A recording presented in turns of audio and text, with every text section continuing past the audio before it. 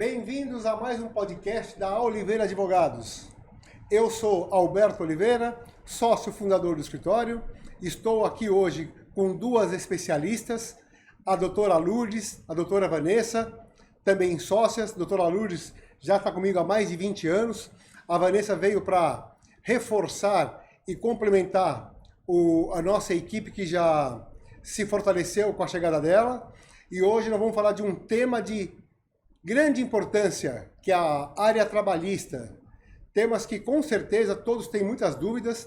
Estamos falando aqui com duas especialistas na área, duas advogadas que atuam no dia a dia e que com certeza irão não só nos explicar, nos ensinar, mas mais do que isso, esclarecer muitas dúvidas do dia a dia, que aqui nós iremos abordar os assuntos.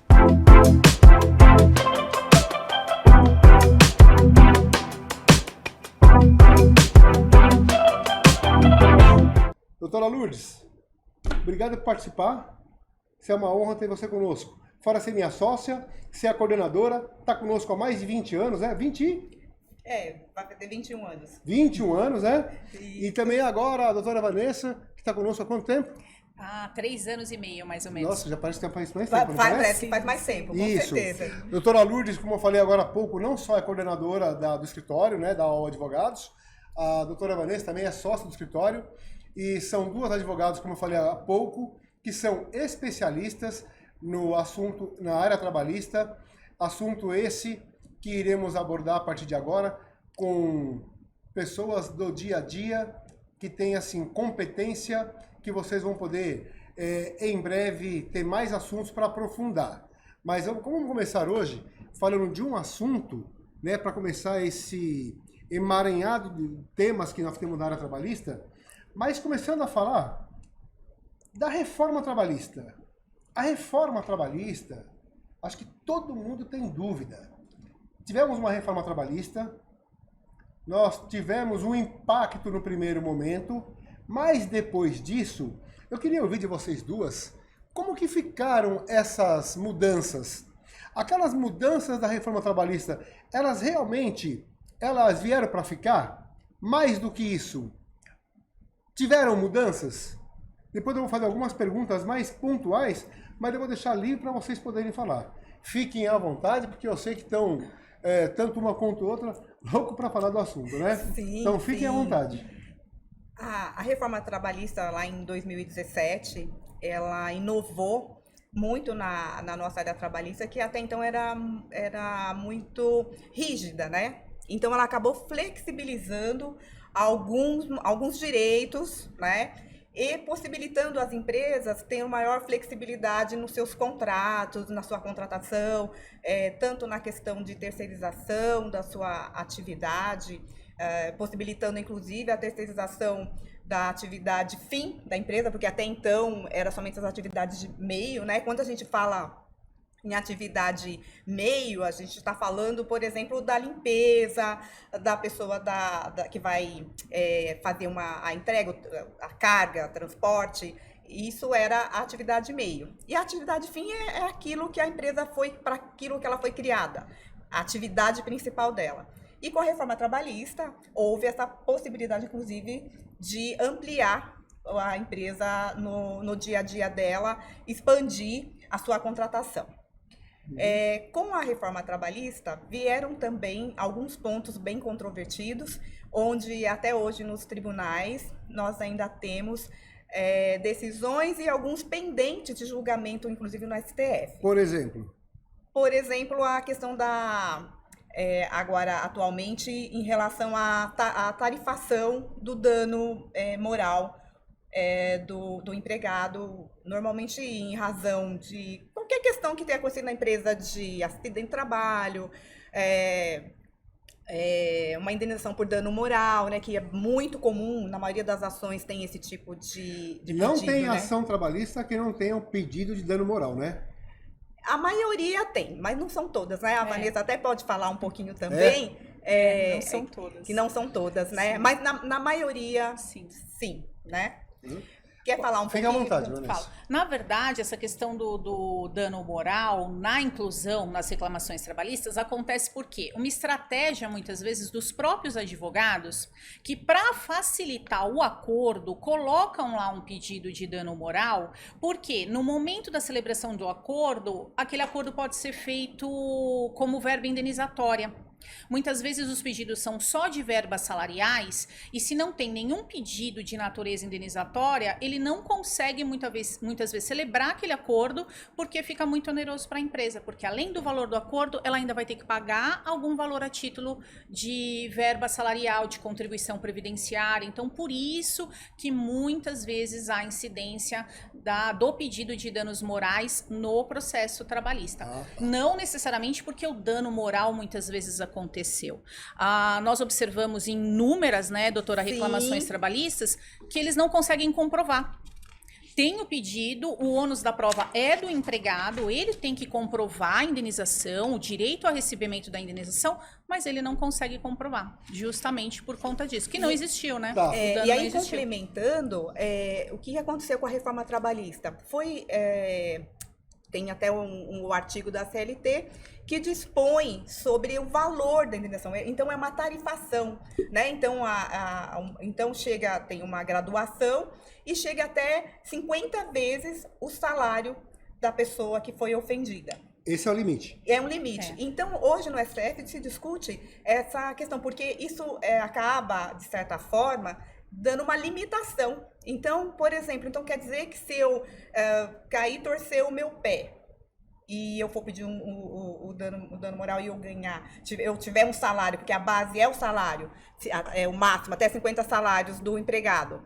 Então, a pessoa torcer o pé, por ela ter um salário maior, ela vai ter uma indenização, se o juiz assim entender, muito maior do que se eu, que tenho um salário menor, sei lá, quebro o meu braço, ou mesmo a morte do empregado, porque vai estar limitada até 50 vezes o salário dele. Tá. Então, dependendo do salário, é que vai ser o valor da indenização que o juiz está limitado a 50. Então, essa discussão é que isso seja parâmetro e não limitação. Correto. Né? Uhum. Então, isso hoje está sendo discutido no STF. Tá. Em breve vai ter o julgamento. Sim. Doutora Vanessa, como você estava dizendo agora há pouco, do assunto aí do dano, também assim como a doutora Lourdes, mas falando da reforma trabalhista ainda, uma pergunta. Uma das mudanças, na época, que envolvia muito a questão da responsabilidade também, quando se perde uma causa, tanto do reclamante, quanto da reclamada. Isso na reforma trabalhista, em outras palavras fáceis, é o seguinte: alguém vai entrar com uma ação trabalhista, né, e com a reforma, o direito está lá. Você pode postular, você pode buscar. Porém, existe sempre o exagero. Então, às vezes, um funcionário tem um certo direito, mas ele busca um patrono, um advogado, e esse direito dele se multiplica por 3 ou por 4 sem ser devido. Com a reforma trabalhista, tinha dado um freio nisso. O que mudou? Como que estão os tribunais hoje e essa tendência? Por favor. O que aconteceu? Quando veio a reforma trabalhista, haviam alguns dispositivos na CLT que previam que o reclamante também deveria pagar, se perdesse determinados pleitos, os honorários advocatícios de sucumbência para a reclamada. Só um detalhe, para quem é leigo, obviamente, explica o que é sucumbência. Sucumbência é honorários advocatícios devidos para o advogado, mas pago pela outra parte vencida no processo. Em outras palavras, a parte que perdeu paga o lado contrário. Exatamente, tá certo? Exatamente, isso mesmo. E a CLT, com a reforma trabalhista, trouxe essa disposição, que até então não existia, que se o reclamante perdesse, ele poderia ser condenado ao pagamento de honorários advocatícios, assim como também dos honorários periciais. Se ele pedisse uma perícia no processo, seja de insalubridade, periculosidade ou perícia médica, ele poderia, e perdesse essa perícia, né, o objeto da perícia, ele poderia ser condenado ao pagamento. Tá. Pois bem, esses dispositivos foram ser questionados no STF e o STF, no final de 2021, começo de 2022, julgou como inconstitucionais e modificou o entendimento. Qual que é o entendimento atual agora pelo STF? Os honorários periciais para os reclamantes, os empregados que são beneficiários da justiça gratuita, os honorários periciais são pagos pela União. Então, ele não vai ter que pagar esses honorários periciais. O reclamante. O reclamante, isso, se ele perder ali o objeto da perícia. Já os honorários do advogado, que seriam os honorários de sucumbência, como a gente chama, ele vai ficar suspenso pelo período de 2 anos, se o reclamante for beneficiário da justiça gratuita, e o advogado só vai poder cobrar esses honorários se verificar que a condição dele financeira alterou. Dificilmente um advogado vai ficar atrás da vida do reclamante para saber se a vida dele melhorou, se a vida dele não melhorou. Então acaba acontecendo que eles não pagam esses honorários. Então o que aconteceu? Qual foi a consequência disso? Veio a reforma, as ações trabalhistas caíram drasticamente com a reforma. Importante. Então, com a reforma trabalhista, as ações trabalhistas, elas diminuíram drasticamente. Isso, por favor, exatamente. Continue. Porém, após esse julgamento do STF, diminuiu o risco para o reclamante, para o empregado de pagar, de fazer algum pagamento para postular algum direito. Então, verificamos que no último ano já houve uma crescente na distribuição das reclamações trabalhistas. Então, aumentou. Aumentou. Sim. não ainda no volume mesmo que patamar, era antes. exato, mas está muito próximo. Daquilo que foi a reforma trabalhista, que havia dado um freio, diminuiu, então teve um crescimento. Sim. Vocês no dia a dia percebem nas empresas que houve esse crescimento nas reclamações trabalhistas, Com certeza. comparado no começo da reforma trabalhista? Com certeza. Até o julgamento do STF em relação à questão da abrangência da justiça gratuita, havia realmente drasticamente reduzido o número de ações. Por quê? Porque havia uma preocupação de ser condenado e ter, em vez de ter um crédito, acabar recebendo um débito, né? Sim. Então, na verdade, a preocupação foi essa. Depois que o STF entendeu como inconstitucional o artigo que tratava dessa questão relativa aos honorários de sucumbência e também de honorários periciais, de fato, eu acho que quase que dobrou assim o volume de ações, mas ainda não como antes da reforma trabalhista. Mesmo assim, ainda não é o mesmo volume que nós tínhamos lá em 2016, por exemplo. Mas aumentou. Aumentou. Então, ou seja, aquilo que no começo da reforma havia tido uma redução devido a esses honorários, a questão da perícia e outros que vocês comentaram, com essa mudança pelo STF, sim, tá certo? Sim, tá certo. Então, ou seja, está tendo um crescimento, né, sim, para o número de reclamações trabalhistas para as empresas. Ou seja, aos poucos está voltando ao patamar que era antes. A título ilustrativo, em 2021 foram 228 mil reclamações trabalhistas. Isso só aqui em São Paulo, tá? TRT segunda região. 2022, quando houve a transição, né, o julgamento da inconstitucionalidade pelo STF, subiu para 333 mil. Cresceu bem. É bastante. Mas antes, em 2016, fechou em 356 mil. Então, ainda não está no mesmo patamar. Mas eu acredito, talvez a doutora Lourdes também possa comentar, que esse ano deve talvez ultrapassar ou chegar ainda mais próximo dos patamares antes da reforma trabalhista. De 2016. De 2016. Essa é a expectativa de vocês. Essa é a expectativa, acho que de toda a área trabalhista. Uhum. Ainda falando de reforma trabalhista, queria um tema que também é bem polêmico, pejotização. Que vocês explicar o que é, como que isso também foi com a reforma trabalhista, como está no dia a dia, né? Eu vou só dar uma pequena explicada para facilitar para quem está ouvindo. que são as pessoas jurídicas que são contratadas pelas empresas de forma de uma CLT disfarçada. Ou não, ou a pejotização tem outra natureza, outro aspecto. Por favor, vocês que são especialistas, fiquem à vontade aí. Então, quando nós falamos em pejotização, na verdade acabou sendo, né, como vulgarmente, né, as pessoas falam em pejotização, não é que a pejotização seja vedada, seja proibida. Porque, na verdade, se ela é legítima, se ela de fato você está contratando uma pessoa jurídica, ela é totalmente lícita.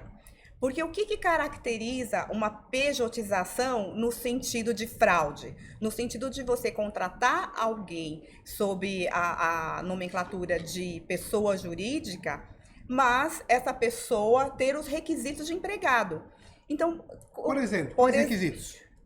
Subordinação, determinação de horário para cumprir, a questão de continuidade do trabalho. A subordinação jurídica é um dos principais requisitos.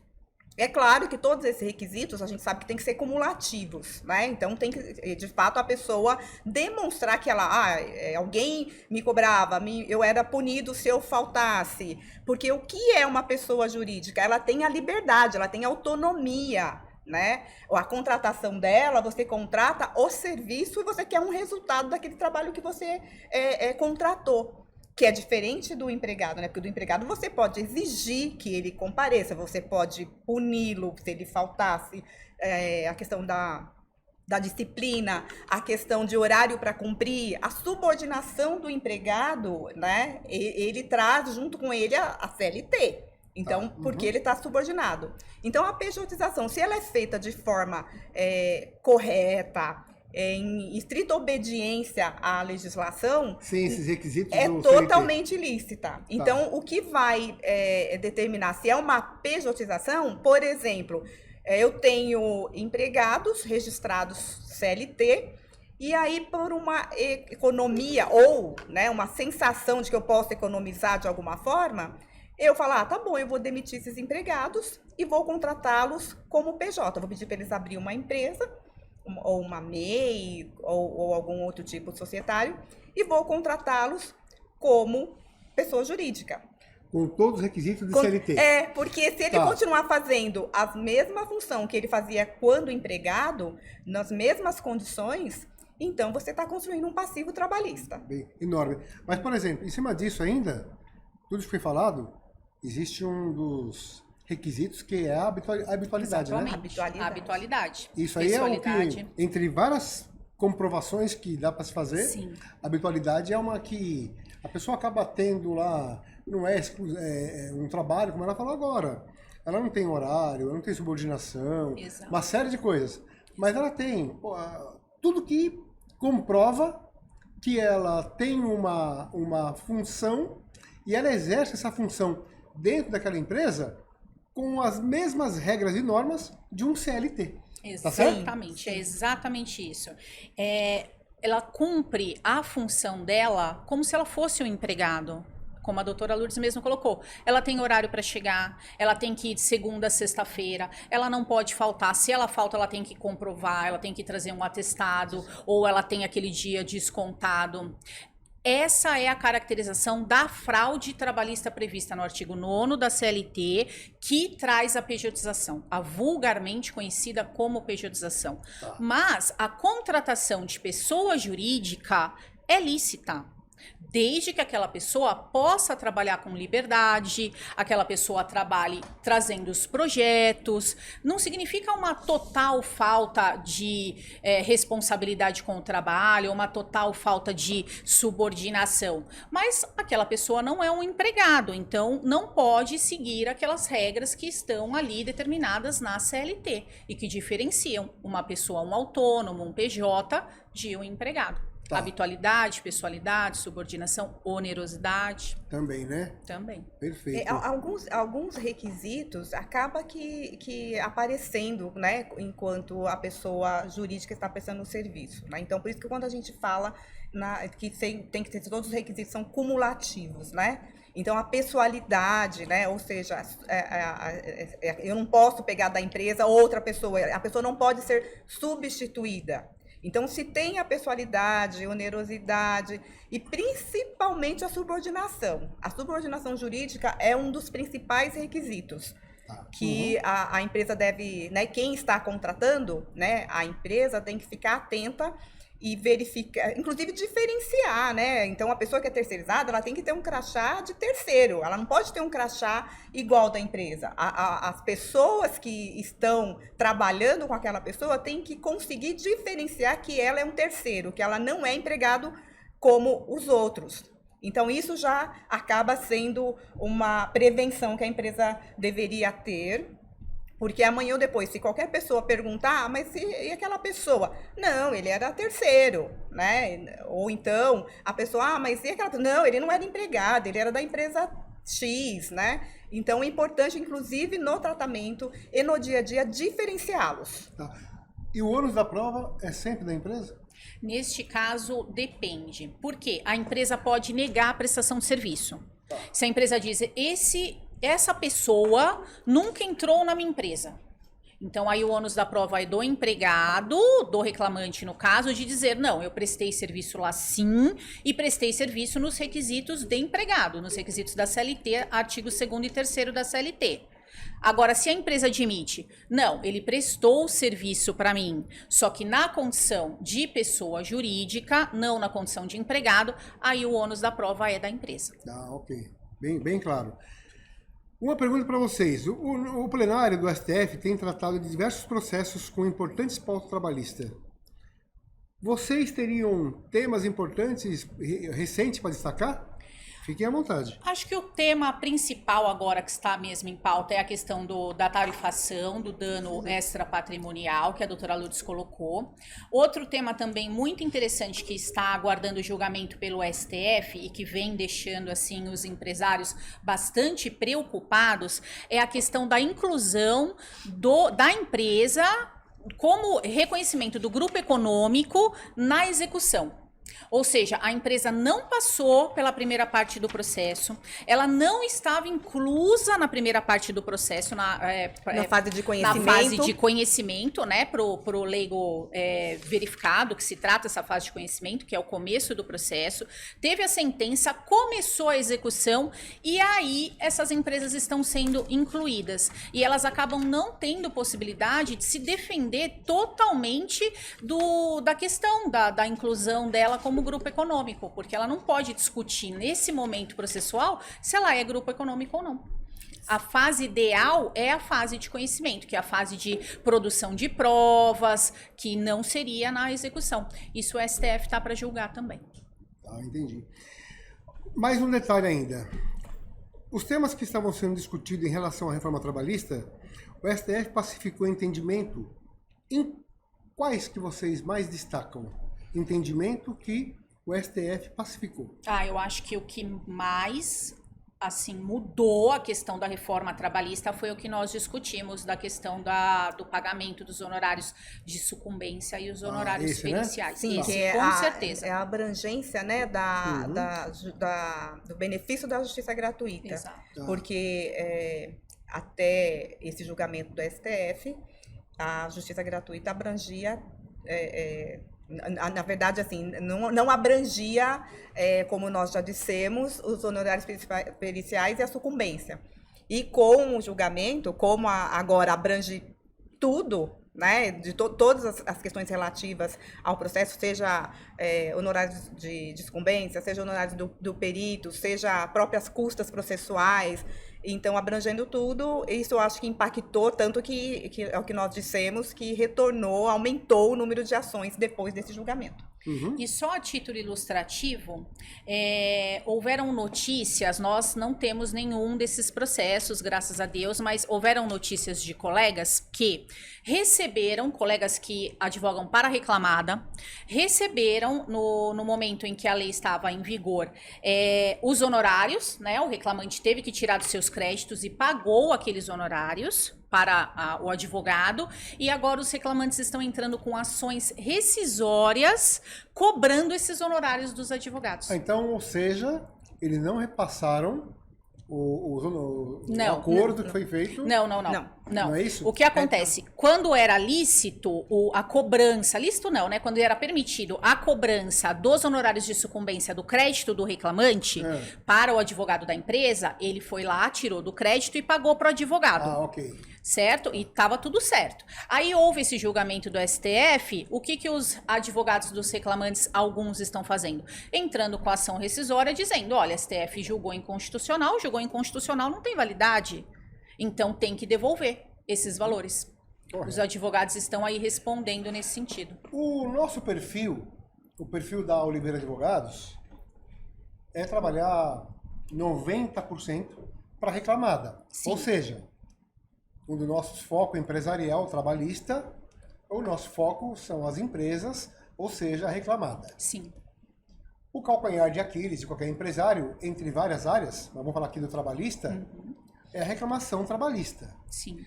Então, não é nem um pouco de exagero, né, de comentar que quando o empresário ele recebe uma reclamação trabalhista, a preocupação que ele tem, os dias que fica sem dormir, e todo aquilo, né, aquilo que pode causar para ele de problemas não só emocionais, como também financeiros. Mas no dia a dia de vocês como especialista, a reclamação trabalhista que chega em vossas mãos, explica o tratamento, como que é o dia a dia, como que é o empresário quando ele recebe naquele momento que vocês têm que atuar para defender a empresa, mas ao mesmo tempo tem que também analisar se aquilo que está sendo postulado naquela ação, o reclamante tem razão, não tem razão, como que é esse dia a dia? Então vamos deixar bem claro, para ficar fácil para quem está ouvindo. Falar assim da parte raiz da reclamação trabalhista, como que é no dia a dia, desde que um empresário recebe e chega na mão de vocês. Bem, o primeiro passo, quando o empresário recebe a citação, obviamente, é procurar o advogado da confiança dele, né? O jurídico estar bem dele, assessorado, né? Estar bem assessorado. E o advogado vai acessar os autos do processo e vai fazer a análise de risco, né? Vai conversar com o empresário, vai mostrar para ele o que está sendo pedido, quais são os pleitos que o reclamante está solicitando, discutir com ele como a empresa está em relação àqueles pedidos, como ela está documentada, qual o procedimento que ela adota, se aquele procedimento atende ao que a legislação determina, e a gente vai saber se tem tese de defesa, e o que não tem tese de defesa, a gente vai pontuar como risco. Né? A partir do momento que você pontua o risco para o empresário, inclusive junto, nós já costumamos também já fazer uma análise de como ele pode melhorar para evitar que tenha outras ações. E depois você vai entrar num tema que vocês vão falar bastante, que é o compliance trabalhista. Isso, exatamente. Vocês vão abordar bastante. Exatamente. Então, com a análise dessa ação trabalhista, o advogado, o bom advogado, né, ele vai trazer para o empresário uma visão, olha, esses pontos aqui que você não tem defesa, ou que são riscos para você, vamos verificar o que pode ser feito para minimizar ou eliminar aquele risco, né? Porque às vezes é uma situação que o empresário só não teve, às vezes, uma boa assessoria, ou não teve alguém que olhasse com os olhos jurídicos de um advogado trabalhista, por exemplo. De verificar, olha, tem como você minimizar os seus riscos. Então, o primeiro ponto é isso. A partir deste momento, nós sempre vamos trabalhar, obviamente, junto com o cliente, para que ele decida o que ele quer fazer. Porque muitas vezes o empresário fala, não, eu entendo que eu estou muito bem documentado, eu estou atendendo a convenção coletiva, ou então a uma dupla interpretação, ou em relação a um ou outro ponto, e eu prefiro discutir. Outras vezes, a gente tem que levar em conta que aquele risco pode ser sanado, pode ser resolvido num acordo, né? Ele pode conseguir um benefício no sentido de resolver a questão e não prolongar, porque juros e correção monetária que é aplicado na Justiça do Trabalho é um verdadeiro investimento, né? Correto. Então, a empresa tem que avaliar se naquele momento talvez seja melhor ela resolver o problema e trabalhar no preventivo para tentar minimizar ou eliminar aquele risco. Correto. Doutora Vanessa, nessa linha, falando da reclamação trabalhista, então eu acho que é um pouco cultural, né?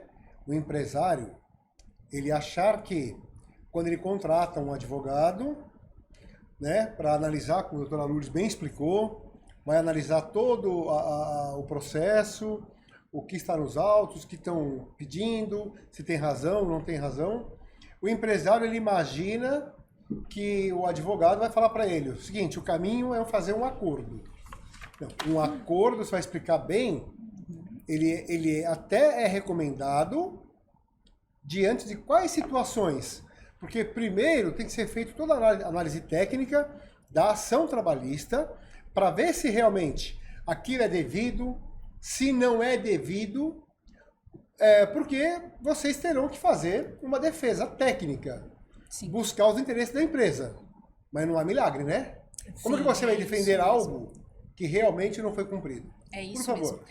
Eu costumo dizer para os empresários que os advogados trabalhistas que representam as empresas, eles trabalham minimizando o dano. Porque a Justiça do Trabalho, ela é extremamente protetora. Exatamente. Ela é extremamente protetora. Ela sendo extremamente protetora, quando nós entramos numa audiência, nós entramos no processo para trazer a defesa, o juiz já acha que a empresa está errada. Então, nós trabalhamos minimizando o dano. Baseado nisso, nós fazemos a análise de risco, que a doutora Lourdes bem colocou, a gente analisa a documentação e aí a gente chega e conversa com o empresário e pondera os seguintes pontos. Se nós podemos perder nisso, nisso e nisso, e nisso, e nisso, e nisso, nós podemos ganhar. E mesmo assim nunca é certeza, porque vai muito da análise do juiz. Não tem uma jurisprudência uniforme, cada juiz entende de uma forma. Se o empresário opta pelo acordo, o que ele está autorizando, o que ele está anuindo? Ele está anuindo que aquele processo vai ter um dano de qualquer forma. Só que o dano vai ser menor se ele fazer aquele pagamento naquele momento. Por quê? Aquele pagamento não tem juros, aquele pagamento não tem correção monetária, aquele pagamento pode ser parcelado. Mas o que acontece muitas vezes? O empresário olha e fala, eu não quero o acordo, eu tenho plena convicção de que eu cumpri toda a legislação. E se nós realmente identificarmos isso, o acordo não é recomendado. Nem recomenda. Nem recomenda. Desde que ele esteja ciente e desde que esteja tudo corretamente. Tudo de acordo com a lei. Porque por mais que ele siga tudo de acordo com a lei, a audiência é um momento muito tenso. Você depende de testemunhas, que são pessoas de frente para uma autoridade, para um juiz, que muitas vezes ficam nervosas. Eu já fiz audiência que eu vi, por exemplo, o rapaz, a testemunha do reclamante, e o juiz perguntar, vocês são amigos? E a testemunha do reclamante dizer, somos amigos, eu vou na casa dele todo final de semana. Ou seja, o reclamante perdeu a testemunha, as provas que era ônus dele, a comprovação dos fatos que era ônus dele fazer, ele perdeu. Então, nós ganhamos, mas isso também pode acontecer conosco. Óbvio que nós preparamos, nós conversamos, tanto com a testemunha quanto com as partes, explicamos como funciona a audiência, mas o processo do trabalho e a área trabalhista é tudo muito oral, é tudo muito resolvido ali na audiência. Então, nunca dá para dizer, esse aqui você vai ganhar. Uma reclamação trabalhista, em média, quando o empresário recebe, a maioria dos nossos clientes, né, já manda de imediato para o escritório. Sim. Mas existe aqueles que caem de paraquedas, que não são nossos clientes, que chegam com uma reclamação. Quando chega uma reclamação trabalhista, qual o prazo, geralmente, que tem para... Quando chega para poder preparar a defesa, para ter audiência, para poder sentar com o empresário, para poder colher provas, analisar a parte técnica ou não? Qual o prazo em média? A CLT, ela dá 5 dias. A previsão legal da CLT são 5 dias entre o recebimento da intimação e a audiência, que é o momento da apresentação da defesa. Mas, por ser São Paulo, as próprias varas trabalhistas, elas sabem que 5 dias é um período muito pequeno. Então, elas normalmente marcam a audiência para um pouco mais para frente, para um mês e meio. Só que o que tem acontecido atualmente, depois da reforma trabalhista e também depois, eu senti essa crescente depois da pandemia. Os juízes estão aplicando o Código de Processo Civil. Então, chegando à intimação, nós teríamos apenas 15 dias úteis para apresentar. E os tribunais têm aceitado, porque a aplicação do CPC, subsidiária ao processo do trabalho, é possível. Então, eles têm aceitado. Então, nunca tem um prazo totalmente definido. Você tem que receber a intimação para ver certinho o que está lá escrito para determinar. A grande maioria, né, o nosso prazo é até um dia antes da audiência. Então, depende também, porque tem algumas varas, como a doutora Vanessa falou, que tem aplicado o prazo de 15 dias úteis para que se apresente a defesa, né?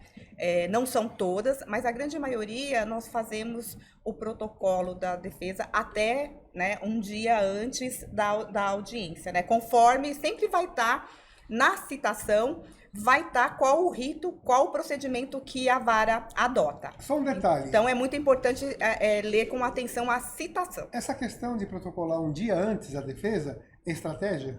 Pode. Olha... Por ser um dia antes, essa curiosidade. Lá nós, na verdade, esse é o prazo máximo que você tem. Até uma hora antes da audiência, então, na verdade, mas aí né? Para falar assim, ó, vou protocolar no apagar da luz, no prazo ainda. Mas isso também é uma estratégia até para que a outra parte não tenha uma facilidade de poder ver todo o trabalho e se preparar para... que você pode fazer o protocolo em sigilo da defesa, né? Tá. Então, nós não costumamos deixar para fazer, assim, porque você tem o prazo máximo até uma hora da audiência. Como eu disse, você precisa analisar e ler com atenção a citação. E a citação é que vai estar disciplinado lá qual o mecanismo que vai ser usado para você fazer o protocolo da defesa. Se você pode fazer até a data da audiência ou antes da audiência, ou se você vai fazer o protocolo em 15 dias, então tem que se atentar. Nós não costumamos fazer no último dia. A gente tem o nosso prazo interno para fazer os protocolos. Por que isso? Porque nós, hoje em dia, todos os processos são eletrônicos. E o site, ou PJE, no caso do TRT, dos TRTs, ele apresenta instabilidades. Então, nós, por prudência, não podemos correr o risco de protocolar no dia, por exemplo. Sim. Se dá algum problema e aquela defesa não é apresentada, há um prejuízo para a empresa, em que pese ser possível a apresentação de defesa oral por 20 minutos em audiência. Vamos supor que por uma ocasião não foi possível fazer o protocolo, o advogado pode fazer a defesa oralmente. Tem 20 minutos para isso. Mas não é usual e não seria a melhor defesa, com certeza. É bem aplicável no caso, por exemplo, um cliente que chega, tipo assim, desesperado. Olha, minha audiência é amanhã, não tenho nenhum documento. Então, aí existe essa possibilidade de fazer essa defesa oralmente na audiência. Ok. Ainda na reclamação trabalhista, eu vou adiantar a questão. Chegando lá no final, uma empresa, de repente ela foi condenada, né, a pagar o que está sendo postulado ali, ou porque a defesa foi fraca, ou porque foi a revelia, o que for. Então, uma pergunta no seguinte sentido. Aí, foi em julgado um caso trabalhista e que a empresa não se defendeu ou se defendeu mal. E a empresa não toma providências de pagamento, ou não toma providências de fazer um acordo, ou de parcelar, ou coisa parecida. Expliquem como que está isso hoje em questão da velocidade e da celeridade para executar essa dívida, para chegar até numa possível penhora. Porque sabemos que na parte trabalhista, isso aí está, assim, uma velocidade muito grande, né? Sim, até porque o crédito trabalhista ele tem natureza alimentar, né? Então, quando ele tem essa natureza, o próprio juiz pode impulsionar o processo, né? Inclusive na execução, né? Que a gente está falando da parte de execução. Hoje, eu imagino que no máximo, assim, os procedimentos de 1, 2 anos, né, Vanessa? Ainda depende, viu? Porque se o juiz e, obviamente, o advogado do reclamante, a outra parte, costuma impulsionar bastante o processo. Aí vai pedir ofícios, primeiro vai tentar receber esse crédito, inclusive penhorando conta da empresa, conta bancária, verificando Pode bens, chegar nos sócios? Isso. Aí depois, não conseguindo receber da pessoa jurídica, né, que é do CNPJ da reclamada, vai entrar com um incidente de desconsideração da personalidade jurídica e alcança os sócios. E aí a execução passa a ser respondida pela empresa e pelos sócios, inclusive com bens dos sócios. Vai todo o procedimento que teve na execução em relação à reclamada, à pessoa jurídica, vai ser voltado em direção aos sócios. E isso tudo hoje em dia é online. É muito rápido, Os né? processos são digitais e todas as pesquisas em relação à procura de bens, de veículos, é tudo online. Ofícios todos online. Tá. Vanessa, no caso ainda da testemunha, agora no caso trabalhista, aí acontece muito nas empresas que a empresa tem 100 funcionários, tá certo? Sim. Obviamente, as pessoas vão depois ser orientadas, vão através do advogado comparecer na audiência com as suas testemunhas, com toda a defesa, o aparato que tem que ser, tá certo? Certo. Mas já vimos casos de ficar costumeiro e a empresa, o fulano A, B, C, D, E, que sai, ele busca o mesmo advogado para entrar com aquelas reclamações trabalhistas e muitas vezes a mesma testemunha. Como que é isso? Como que é visto isso pelos tribunais? Tem algo que dificulta, algo que facilita? Por que isso acontece? E qual a recomendação? O que acontece? O advogado do reclamante, quando o reclamante vai procurá-lo, ele já faz a propaganda. A bela da verdade é essa. Ele já fala, olha, eu sou um bom advogado, vou conduzir o seu processo, e se você tiver colegas que trabalham lá com você, traga para nós entrarmos com o processo. E eles entram com o processo e é exatamente como o doutor colocou. Um mesmo advogado com diversas reclamações trabalhistas, dos quais muitas vezes é muito difícil para a empresa conseguir se defender. Por quê? Por mais que ele não leve a mesma testemunha, ele leve outras testemunhas, são sempre reclamantes. A empresa tenta contraditar, a empresa tenta mostrar para o juiz que aquela prática é uma advocacia predatória, mas ainda não tem sido totalmente aceito pelos tribunais. Só a título ilustrativo, em Mauá, muito recentemente, há 2 semanas atrás, se eu não me engano, uma advogada, a própria juíza, condenou a advogada, pediu para oficiar a OAB pela prática da advocacia predatória, porque ela tinha 500 processos da mesma empresa, representando 500 empregados da mesma empresa. Todos os processos idênticos. Bastante, hein? Mas Bastante. uma pergunta, agora uma curiosidade. Mas tudo bem, essa advogada, no caso, ela é proibida disso? E se as pessoas, ela fez um bom trabalho para os reclamantes e um foi indicando o outro? Essa é a defesa dela. Sim. Essa é a defesa dela. Sim. É o que eu defenderia se eu estivesse no lugar dela. Então, eu fiz um a bom OAB, trabalho, a OAB OAB que vai investigar. Vai investigar, mas ela Isso. tem respaldo. Ela tem respaldo, mas a advocacia predatória, ela também existe. Aí teria que fazer toda uma análise desses processos. O abuso, se se tivesse, houve um abuso, tá. se, por exemplo, ela pode ter oferecido alguma vantagem para os reclamantes para trazerem outros empregados. Isso tudo tem que ser investigado. E aí tumultuar a justiça. Exatamente. Tá, correto. Bom, perceberam que nós temos muitos assuntos na parte de reclamação trabalhista, nós iremos abordar muito mais em outros momentos, mas agora eu quero entrar num tema também de grande relevância, que é o compliance trabalhista. Tudo que estamos falando, que envolve a reclamação trabalhista, as dores de cabeça, tudo que envolve o prejuízo que uma empresa vem a ter, né, com uma condenação e tudo mais, tudo isso estamos falando do quê? Do contencioso. Chegou a reclamação trabalhista, já virou lá um processo, né? O nome já diz tudo. Sim. Então agora vamos contratar um advogado para atuar onde? No contencioso. Já não tem o que fazer a não ser se defender. Agora vou entrar num tema que é o preventivo, para não deixar chegar ali, que é o compliance trabalhista. Aí eu gostaria muito que vocês, né, falasse dessa parte que vocês até começaram a ensaiar no começo, que eu falei para deixar nesse tema apropriado, que com certeza faz uma diferença muito grande para as empresas que faz esse trabalho preventivo, obviamente com advogados, com equipe com jurídica competente, mas principalmente aplica essas regras de compliance. Fique à vontade. Sim. Bem, com vocês. O compliance trabalhista, ele acaba vindo auxiliar as empresas... Antes de mais nada, é importante falar o que é compliance, né, para quem não sabe. O compliance é uma norma, né, é uma forma de gestão de todas as questões relativas extrajudiciais dentro da empresa. O compliance, ele trabalha o preventivo.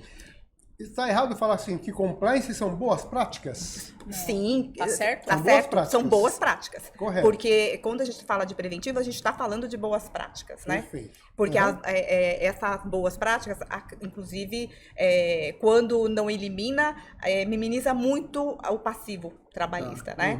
Então, o compliance, ele vai trazer para a empresa, né? Ela vai fazer a revisão dos seus procedimentos, da forma que tem sido tratado o empregado, a forma que a empresa lida com relação aos seus fornecedores, seus terceiros.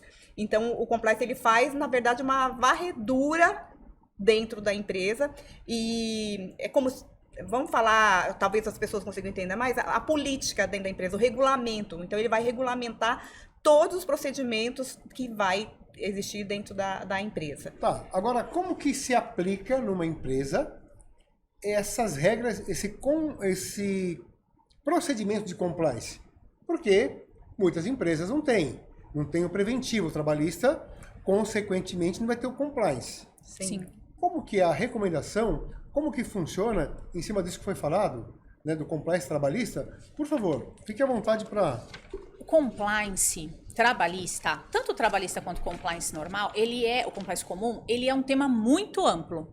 Inclusive, quero aqui deixar o convite para os doutores para nós fazermos uma live só desse tema, porque tem muito assunto, os pilares do compliance. Então, aproveitando só um momento, já que você deu a deixa aí, em breve, todos os nossos podcasts que estamos gravando, trabalhista, tributário, civil e por aí vão, nós iremos depois transformar também, para facilitar a participação e as perguntas de quem nos segue, vamos fazer uma live especificamente desse podcast, com esses temas, para as pessoas poderem fazer perguntas. Vai ser divulgado, mas iremos abordar aquilo que foi falado nesse podcast, assim como de outras áreas. Então vai ser bacana para poder debater, fazerem pergunta, interagir, em breve, pode aguardar. Mas em linhas bem gerais, para todo mundo poder entender, o compliance trabalhista, ele começa a ser aplicado com a participação da alta gestão. É o que a gente chama com o primeiro pilar do compliance. Por quê? A alta gestão, ela vai dar o exemplo para os demais empregados, para os colaboradores, para os prestadores de serviço e também precisa muito da ajuda do RH. Análise dos normativos, análise se todas as previsões da CLT estão sendo pagas, se tudo que consta na convenção coletiva está sendo quitado. Tudo isso é feito através da análise preventiva do compliance. O compliance, o objetivo dele é evitar passivo trabalhista. Por exemplo, oferecendo treinamento para os empregados. Muitas vezes, os superiores hierárquicos, eles não conseguem diferenciar se alguma atitude seria de assédio moral, por exemplo. Se aquela atitude poderia causar um assédio sexual. Se, por exemplo, determinado empregado, ele pode tratar de uma forma ou não pode. Os treinamentos que são indicados pelo compliance acabam fazendo com que a empresa se integre, aplique melhores condutas, evite passivos trabalhistas, porque, por exemplo, com um bom treinamento, a questão do assédio já sairia das reclamações trabalhistas. Sim. Uhum. O que acontece muitas vezes também, algumas convenções coletivas trazem previsões por determinado período, normalmente 2 anos. Na mudança daquela convenção coletiva, muitas vezes o RH não percebe que aquele determinado benefício foi pago ou deixou de ser pago. O compliance faz essa verificação, juntamente com as pessoas do RH, juntamente com a alta gestão, todos Ótimo. envolvidos. Você falou uma palavra aí, assédio. Sim. Doutora Lourdes, quais são as formas de assédio numa empresa e quais são as orientações que você vê importantes para que evitem isso? Bem, o assédio, existe o assédio moral, né? E o assédio sexual. Então, o assédio sexual mais fácil, que sempre que dá a conotação, né, de que está passando uma cantada, ou que está falando em outras palavras, dando em cima da pessoa, Brincadeirinhas de ou mau aquelas gosto. brincadeiras de mau gosto, falando, usando às vezes palavras ou pejorativos, né? Olha, né, falar alguma palavra que a pessoa se sinta constrangida e entenda que aquilo está sendo relacionado à pessoa ou à sexualidade daquela pessoa, tá? Então, isso vale para a empresa, para qualquer um que está ali naquele ambiente. Mas principalmente no caso de um superior que pode usar o seu cargo para poder utilizar dessa forma para brincadeiras maliciosas, coisa parecida.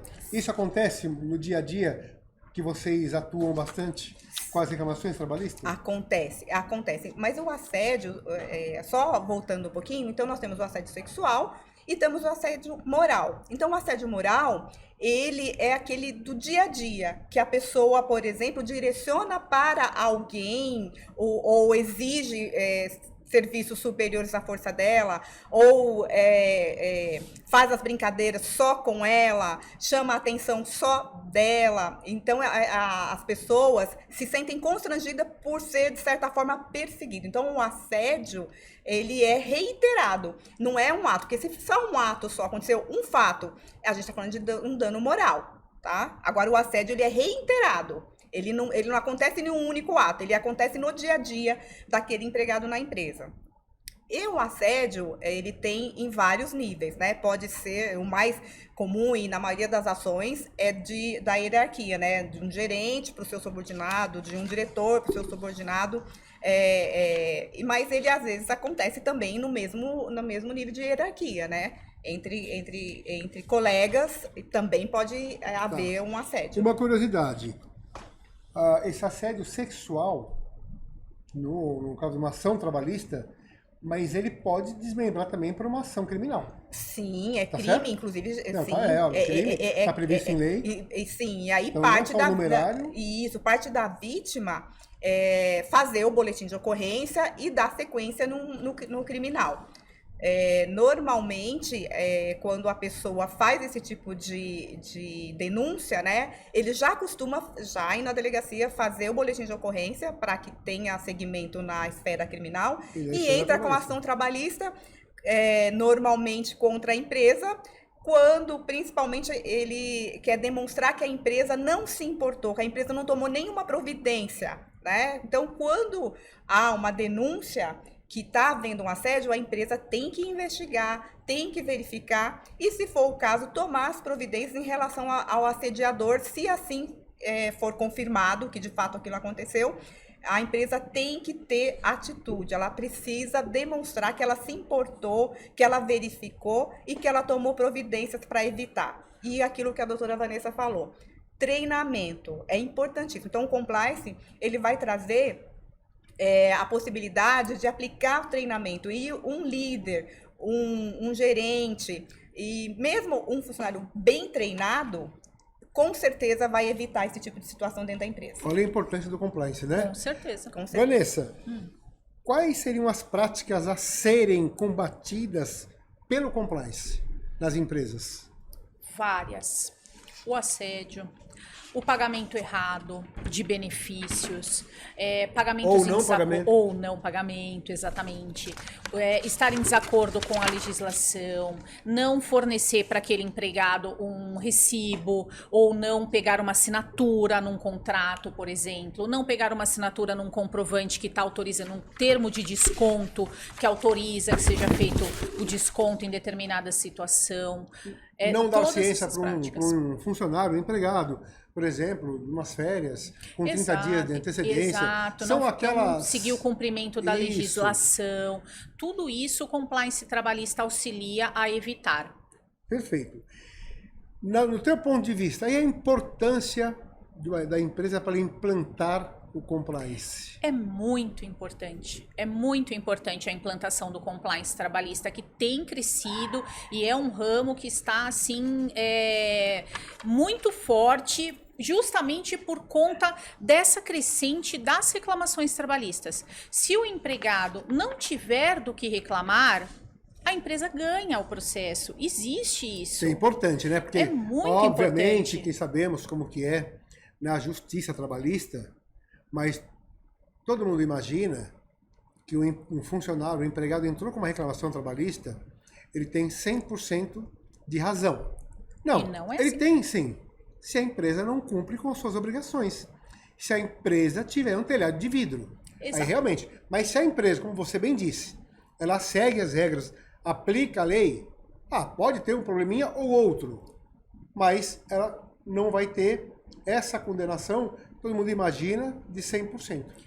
Isto mesmo. E o compliance auxilia nisto, a evitar esse passivo trabalhista, a evitar essa ocorrência de reclamações e, além disso, o compliance auxilia na retenção de empregados, na retenção de talentos, porque todo mundo quer trabalhar em uma empresa que segue a legislação, em uma empresa em que os superiores te respeitam, em uma empresa em que paga as verbas corretamente, e isso acaba trazendo um bom ambiente de trabalho e acaba também segurando talentos. Inclusive, traz engajamento, né? Porque para ter um bom trabalho, o empregado tem que estar engajado naquilo. E eu penso, na minha opinião, que a compliance, ela acaba trazendo para o empregado uma segurança, como a Vanessa falou, mas mais do que isso, ele acaba sendo mais engajado nas funções que ele está exercendo, porque ele se sente confiante no dia a dia dele, que o empregador está cumprindo a legislação e, inclusive, nas questões relativas à segurança e medicina do trabalho. Ele sabe que a empresa, ao ter as suas normas, ao fazer a compliance, que a compliance vai resultar num regulamento interno da empresa, ele sabe onde ele pode buscar informações relativas ao que ele tem de direito dentro da empresa, de benefício, e isso traz uma segurança e traz também o engajamento do empregado. Ok, sabemos da importância do compliance preventivo trabalhista. Tudo isso maravilhoso, lindo. Mas como as empresas implantam isso? Isso faz parte de um pacote? Faz parte da defesa trabalhista? Faz parte de uma ação que procuraram o escritório para vocês defenderem? O que é isso? Isso é um serviço a ser prestado? Como que funciona uma empresa poder implantar esse compliance? Obviamente, sabemos que as empresas que fazem isso não só evitam o problema de passivo trabalhista, sim, como vocês bem falaram também, que ela tem um bom ambiente, retenção de talentos, por aí vai. Mas como que é o dia a dia? Como que as empresas podem buscar isso para implantar um compliance realmente não só com confiança, mas que ele dê resultado para a empresa? A implantação do compliance, ele exige uma equipe multidisciplinar, né? Então, detalhe, mas é orientado por exemplo, por vocês. Então, a equipe... Por uma equipe de advogados, ou consultores, então, ou contadores, é isso? Isso, exatamente. Tá. Então, a equipe multidisciplinar são as pessoas do RH, o jurídico e, como a Vanessa falou, a direção, né? Porque a direção ela tem que estar, de fato, sendo uma das primeiras a verificar, porque elas vão ser exemplo, né? Porque o exemplo vem sempre de cima, né? Que as pessoas vendo que funciona com um diretor, imagina que, olha, que legal, né? Que o diretor, ele respeita o compliance. Ele não é só em relação a mim, que sou lá da produção, né? Então, é bem importante essa equipe multidisciplinar. E a empresa pode escolher se ela quer fazer esse compliance ser interno, ou se ela pode buscar uma empresa que faça esse trabalho, um escritório jurídico que faça essa assessoria. Por exemplo, Vanessa, imagina que uma empresa quer contratar para poder implantar esse compliance, quer contratar a Oliveira Advogados. Sim. Vai falar com você, por exemplo, quais são os primeiros passos, quais são as recomendações, mais ou menos, não sei se dá para falar aqui ou não, como que funciona custo para implantar isso? Existe um custo, óbvio, como tudo, mas o custo da implantação do compliance é completamente menor do que o custo que ela vai gastar com as reclamações trabalhistas, por exemplo. Então, ou seja, é investimento. É investimento, exatamente, é um investimento. Qual é o primeiro passo quando nós somos contratados? Marcar uma reunião com a empresa.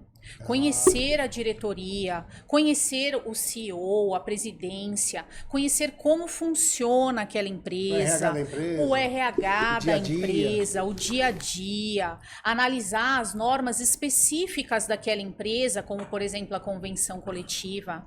E aí a gente vai no passo a passo do compliance, que seria fazer essa análise, pedir o auxílio da autogestão, depois verificar se necessita da elaboração de um código de conduta. Se já existe um código de conduta, nós fazemos a revisão desse código de conduta, depois verificar tem regulamento interno, não tem regulamento interno, verificar quais são os princípios daquela empresa, o que aquela empresa admite ou o que aquela empresa não admite, se ela tem procedimentos já estabelecidos e se ela não tem, nós vamos estabelecer procedimentos. Procedimento, por exemplo, para quê? Procedimento para aplicação de uma justa causa. Muito RH não sabe o procedimento para aplicação de uma justa causa. Olha só e isso, interessante. exato, e isso nós esclarecemos no compliance, verificamos a possibilidade dos treinamentos, quais são os treinamentos indicados para aquela empresa, criamos o canal de denúncia.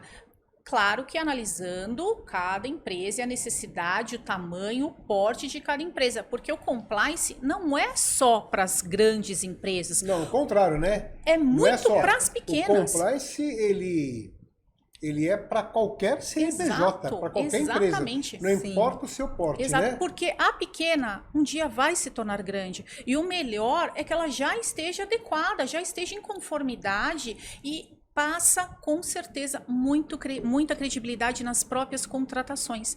Hoje em dia, para você contratar com o poder público, você tem que ter uma área de compliance, você tem que ter passado por um compliance, tanto trabalhista, quanto o compliance comum, que é o compliance da questão contratual, que analisa regras de corrupção. Isso é muito necessário. Inclusive fornecedores, né? Contratos, grandes distribuidoras, grandes fornecedores, eles exigem que a empresa esteja em conformidade para contratar com eles, né? Para você prestar serviço hoje para uma grande empresa, né? Para vender os seus produtos, é exigido que você esteja em conformidade, inclusive em relação à compliance. Então é muito importante, traz para a imagem da empresa, ela é vista com bons olhos, inclusive pelos seus fornecedores, pelas empresas que vão requerer os serviços que você vai vender ou o produto que você vai expor. Algumas empresas, inclusive, constam no contrato a exigência de que ela declare que ela está em conformidade. Ou seja, muitas empresas devem ter isso já. Se não tiver regras pré-estabelecidas de compliance, logo mais não vão conseguir nem fazer contratos, não só com particulares, como também com o governo. Já deve acontecer isso, né? Exatamente, com o governo certeza. já acontece. Já acontece? Com certeza já acontece. As licitações, eles sempre procuram empresas que estão cumprindo ali as práticas de compliance, apresentam boas condutas, porque isso reduz consideravelmente as chances de corrupção. E muitas empresas, obviamente, né? Ninguém pode dizer que não segue a lei por desconhecimento, coisa, né? Mas, por exemplo, a empresa, ela faz de boa fé. Dá um exemplo, um banco de horas. Mas ela não homologa isso no sindicato. Ela tem um acordo com os funcionários internamente, mas aquilo está internamente. Banco de horas, por aí vai. Tudo isso passa pelo compliance. Tudo passa pelo compliance, mas só pegando o gancho do que você falou, a reforma trabalhista, ela autorizou o banco de horas, desde que previsto na convenção coletiva, sem a anuência expressa do sindicato. Então, eu não preciso fazer um acordo coletivo, que seria o acordo entre a empresa e o sindicato, para ter um banco de horas, desde que eu respeite o que está previsto na convenção, que é aquela que é o acordo feito entre o sindicato da empresa e o sindicato dos empregados. Então, ela pode ter, através de um instrumento individual, de um acordo individual feito com o empregado, mas ela tem que respeitar os prazos, principalmente os prazos previstos na convenção coletiva. E sim, o compliance também verifica isso. O compliance, ele difere de auditoria, e isso é muito importante também ser colocado. A auditoria, ela verifica números, na maioria das vezes. Ela verifica se o pagamento do FGTS está sendo feito corretamente, ela verifica se o pagamento do imposto está sendo feito corretamente. Se as obrigações forem entregues. Se as obrigações foram entregues, a auditoria, ela versa sobre isso. Sobre questão de aumento ou não de reclamação trabalhista. O compliance não. O compliance é preventivo. Nós estamos buscando que aquela empresa minimize o seu passivo trabalhista. Inclusive, no compliance pode haver a determinação de periodicamente ser feita a auditoria, porque a questão relativa aos recolhimentos de impostos ou recolhimento de FGTS, recolhimento do INSS, eventualmente pode estar havendo de forma não perceptível algum tipo de recolhimento a menor ou mesmo a maior, e aí a auditoria vai conseguir verificar isso. Bom, os temas são inúmeros, tem muita coisa para falar, falaremos de outros podcasts, obviamente, mas, por exemplo, eu queria que você falasse alguma coisa, não vai dar tempo aqui de falar e aprofundar, mas hoje, como que está hoje a relação das empresas com o sindicato? Os sindicatos. Bom exemplo, deixa eu colocar uma pimentinha aí. Acordo, por exemplo, de PLR. Como que está hoje? É obrigado, não é obrigado? É por porte de empresa, por número de funcionários? Como que está isso? Não, é o que tiver na convenção coletiva. Então, se está disciplinado na convenção coletiva, então a empresa acaba cumprindo, né? Porque hoje, pela regra da CLT, prevalece o acordado, né, sobre o legislado. Então, se está na convenção coletiva, a empresa vai seguir, vai haver, inclusive, essa negociação com o sindicato, a forma de pagamento do PLR, quando a convenção coletiva não determina de que forma vai ser pago. Então, ainda assim, feitas as negociações da PLR conforme a convenção coletiva. Se a convenção coletiva tiver essa determinação, a empresa pode, muitas vezes tem empresas que estão passando dificuldade, não vou conseguir pagar o PLR, mesmo que esteja na convenção coletiva, ela pode negociar com o sindicato, para que seja feita da melhor maneira possível, porque beneficia o empregado, e a empresa possibilita que a empresa faça esse pagamento dentro do seu orçamento, sem prejudicar outras questões financeiras da empresa. As rescisões hoje precisam ser homologadas no sindicato? Não mais. Como que funciona? Não mais precisam ser homologados. A reforma trabalhista tirou essa obrigatoriedade e as convenções coletivas não fazem mais essa previsão. Simplesmente faz a rescisão. Se o empregado tiver alguma reclamação, ele pode ir até o sindicato, fazer a reclamação no sindicato e o sindicato toma as providências. Ou eventualmente entra com uma ação coletiva, ou eventualmente representa aquele empregado na Justiça do Trabalho, ou tenta conversar com a empresa. Cada sindicato age de uma forma. Tá, eu ia querer fazer uma pergunta, mais uma, para vocês poderem explicar, mas vou deixar para um outro tema, que é sobre Câmara de Arbitragem, para falar o reflexo disso, do acordo que é feito lá, versus a justiça trabalhista, como é visto, né? Mas vou deixar isso para um outro tema, que com certeza também não só é importante, como muita gente quer ouvir sobre isso. Temas trabalhistas nós muito, temos. né? Temos muito. Mas É uma infinidade. eu gostaria, tanto da Vanessa quanto da Lourdes, fique à vontade as considerações finais para a gente poder concluir e encerrar esse podcast. Alberto, eu queria agradecer pelo convite, é uma honra estar falando aqui da área trabalhista, é uma área que eu amo, advogo porque eu gosto. Falta assunto. Não falta assuntos, é muita novidade, a área trabalhista ela é extremamente dinâmica, então cada hora sai uma legislação, nós temos que estar sempre atualizados, estamos sempre estudando, estamos sempre trabalhando para propiciar para os nossos clientes sempre o melhor atendimento.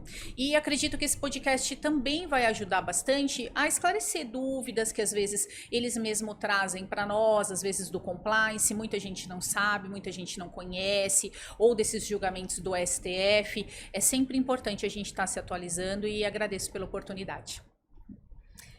Também gostaria de agradecer, foi muito bom, é sempre bom falar de uma área que a gente tem amor, né? E a área trabalhista, são professoras.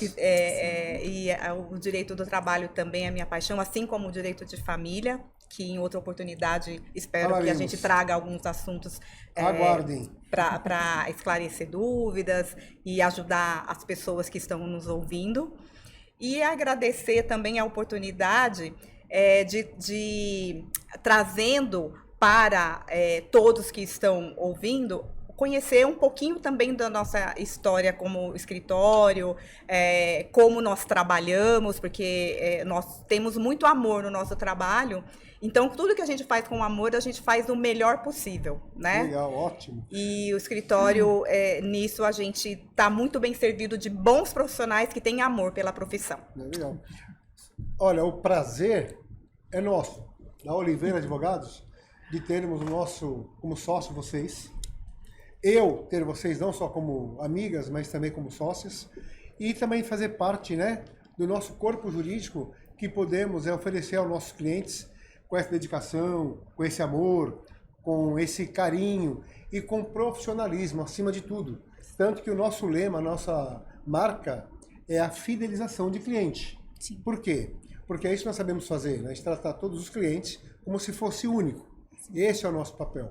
Tenham certeza que nos próximos abordaremos muito mais assuntos infinitos, né? Para poder estarmos aqui para debater e vocês poderem dar essa aula que vocês deram hoje.